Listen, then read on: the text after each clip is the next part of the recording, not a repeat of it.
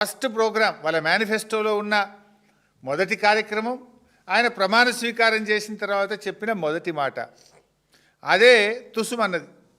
ఏం చెప్పింది వాళ్ళ మేనిఫెస్టోలో? ముఖ్యమంత్రి గారు తన కార్యాలయంలో ప్రతిరోజు ప్రజల్ని కలుస్తాడు, ప్రజా దర్బార్ నిర్వహిస్తాము అని మేనిఫెస్టోలోని మొదటి పారాలో చెప్పారు. చివరికి జరిగింది ఏంది?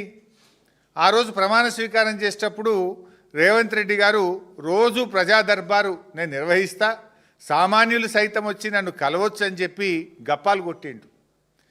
ప్రమాణ స్వీకారం చేసి ఒక్కరోజు మాత్రమే ప్రజాభవన్కి వచ్చిండు. ఇక మళ్ళీ పత్తా లేడు.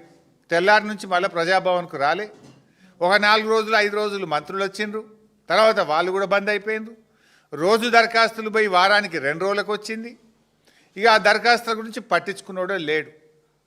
అంటే బిల్డప్ బాబాయ్ ఈ రేవంత్ రెడ్డి చెప్పిన మొదటి అబద్ధం ఇది.